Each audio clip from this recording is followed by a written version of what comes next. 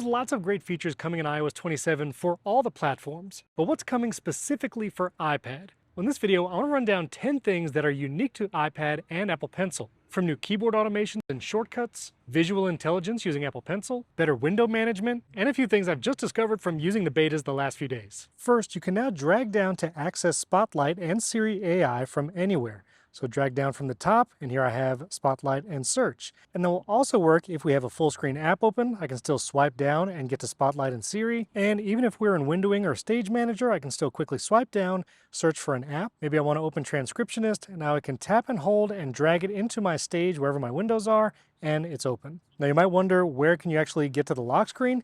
Well, if you drag down from the top left corner, then you can get back to your lock screen and notifications, and the top right corner is still Control Center. But anywhere in this middle section, you'll see that little liquid something coming down from the top. This will all be Spotlight and Siri. Next, there's a brand new automation for attaching and disconnecting keyboards. So if I create a new shortcut here, I did a whole video on shortcuts and how automations are a little different. I'll link that video above if you'd like to watch. But if I go to the automations here, we have all our regular automations, and now you'll see this new action.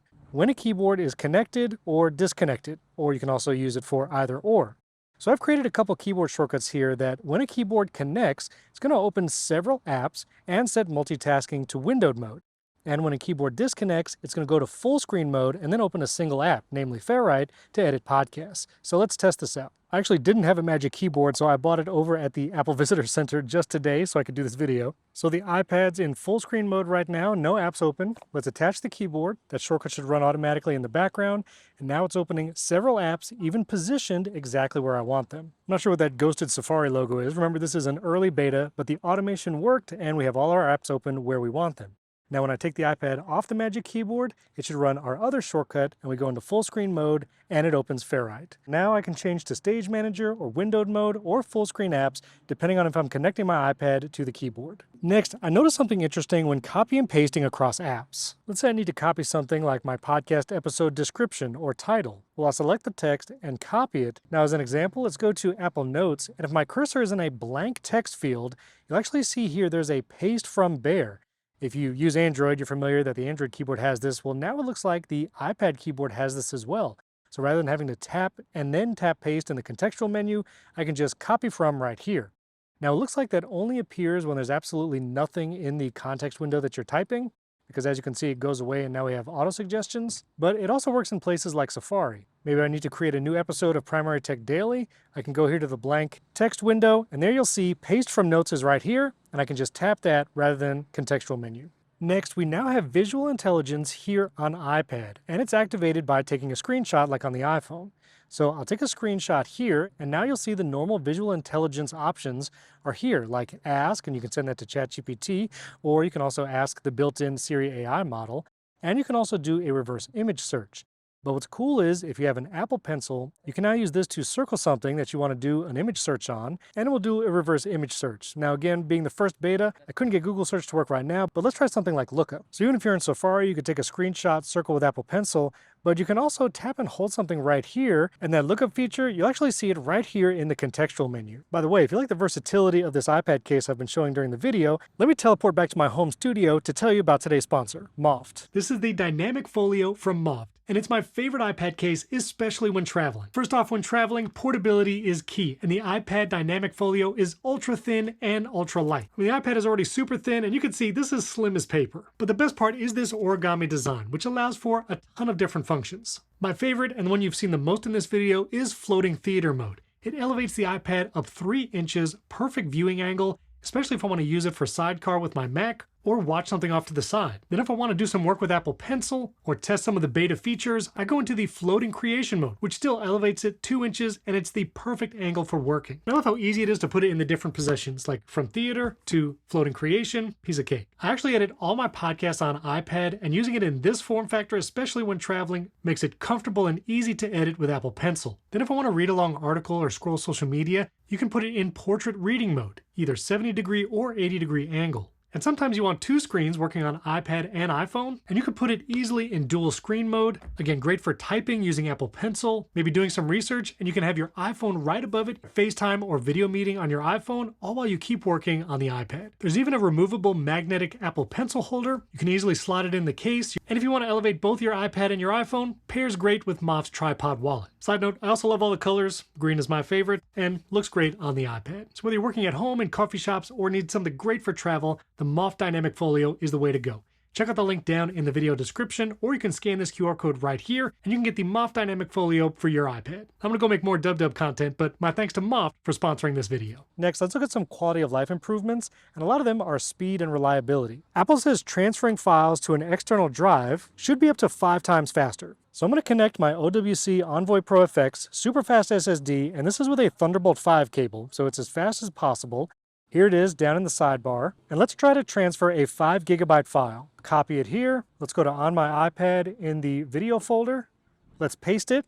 And now I can do an A/B test here, but just right away I can tell you a 5 GB file is transferring very fast. I can already tell that's been improved over iPadOS 26. That's awesome. It also seems like just navigating the Files app is much faster here in iPadOS 27. If you use the Files app a lot like I do, you'll notice that sometimes it takes a second for files to populate. Sometimes you have to wait when you click a folder for others to load. It seems much faster in iPadOS 27. And just as a side note, this is actually across the lineup, but AirDrop is supposedly significantly improved.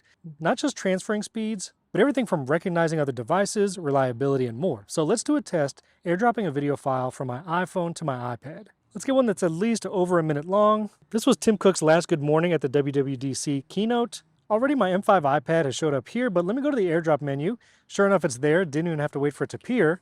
Let's tap it, see how quickly it actually transfers. And once it's started, that looks pretty fast. The video was only a minute long, but that already looked improved. Let's try one that's a little longer. All right, here's a 4-minute long video. Let's share it. My iPad's already there, and here in the AirDrop menu, I'll tap my iPad. It's already transferring. That already seems faster than before. And there we go. It transferred over. I'll also put a link to this X post from the Apple Design X account. They actually did a side-by-side test with iOS 26 versus 27, and you can see it is significantly improved. Next, windowing, resizing, moving them around should be much faster in iPadOS 27. So let's go into Stage Manager. Let's open an app here. Let's decrease the window size. Let's move some windows over from the Stage Manager. We have our Bare Note. Let's get our house. Already, this does feel snappier and faster. That's also today's episode of Primary Technology. I got to record in Apple Podcast Studio. That episode is out right now, so I'll put a link to that, or you could scan this QR code to watch or listen in Apple Podcasts. And in addition to resizing and moving them around being snappier and faster, Apple says closing windows should be faster and more fluid. Spoiler, I'm going to show you some shortcuts actions about windowing in a second. All right, my recording cut out in the field, so re-recording this in the hotel room, but 2 more new features have to do with the menu bar. Now, the name of the active app will always be persistently visible here in the top left corner.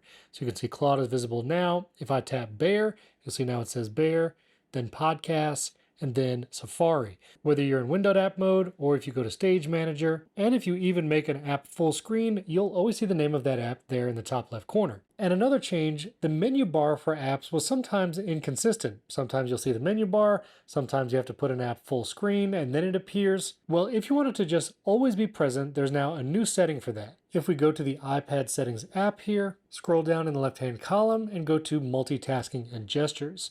Now a new setting is automatically show and hide menu bar. By default, it's toggled on, but you can toggle this off, and then the menu bar will always be present. You might have seen it appear once I toggle that off. Again, toggle it on, the menu bar has disappeared. Then you would have to either swipe down or maybe tap to make it appear. Well, if I toggle it off, now that menu bar is always going to be persistent. So I can go to the Podcast app, menu bar is always there. Even if I resize the window, move it around, maybe go to a different stage, menu bar will always be visible. Now, 2 features I can't really show you in the video, but are coming to iPadOS 27 is being able to resize iPhone apps, even if they're not optimized for iPad. Now, I tried to do it here with the Apple Sports app, but this one is not yet expanding and actually changing format. But if you have an iPhone app that is usually stuck in that 1x, 2x view, you should be able to resize it. If anybody finds an app or if you know of one that works with the iPadOS 27 resizing, let me know down in the comments. And 2, messages, both the badge number and overall sync status, it should be much more reliable and in sync with your iPhone, Mac, and other Apple devices. Now, last 2 things are actually in shortcuts. You might have noticed when I'm in full screen mode here with shortcuts, there's actually now a 3-pane view. It used to just be this sidebar and then all the shortcuts or the editing view. But now you can actually hide and show that left-hand sidebar for all your folders. You have your shortcuts in the folder right here. You can edit your actions here, and you still have the action pane all the way on the right. Really nice use of the entire iPad screen, so I appreciate that. And you can also tap here if you want the action view to be even larger. You still get the actions over here on the right, but you have way more flexibility with how shortcuts is being laid out on the iPad. And lastly, there's a new action for window location and size just on iPad. Now you would find this by adding an Open App action. So I'll search here in the actions, I'll go to Open App, and this is just the regular Open App action right here. And if I expand it, the window location and size now has way more options. It can be full screen, left, right, top, bottom, or you even have top leading, which would be on the right, top trailing would be the left top quarter of the screen, and you also have left, middle, and right thirds. So for instance, this shortcut that I had made when my Magic Keyboard is connected should open these apps. So let's try to run this shortcut and see if it works. There's Safari, Podcasts, Bear Notes, and we have Claude as well. So it opened the apps in the corners that I wanted to, and you can split it in thirds, automate this with your keyboard, whatever you'd like. So those are some new features just for iPad. I really think the faster file transfers, better AirDrop, which will be across all the devices, and those new shortcuts automations are a welcome update. Now, I have a whole video on Siri AI coming up, so get subscribed, hit that like button, and follow along. If you have any questions about Siri AI, I'm going to be showing it on the Mac, iPhone, and my iPad. And spoiler, on the Mac, it is really powerful, more so than I expected. So that's going to be coming very soon. If you want to see all the changes in shortcuts like the new storage action, all the new automations like when a third-party notification comes in, you can check out my video on that right up here. And if you want to really dive deep into shortcuts, my shortcuts community is going to be going wild this summer. We have weekly live streams. I host those where I show all the new shortcuts updates, example shortcuts that I've built. We're going to be talking about the new automations and actions, and you can join 50% off just during WWDC week. You can scan this QR code right here, and that's 50% off for an entire year if you want to pay by month or for the entire year. You get access to my weekly live streams, shortcuts database, my shortcut of the week, and a ton more. And again, all through the beta season, more so in my community than here on the channel, I'm going to be talking about all the changes with every beta that comes out and what you can do with all the new actions. And if you'd like to see 30 new features in iOS 27 for the iPhone besides Siri AI, so no Siri AI in this video, you can watch it right up here.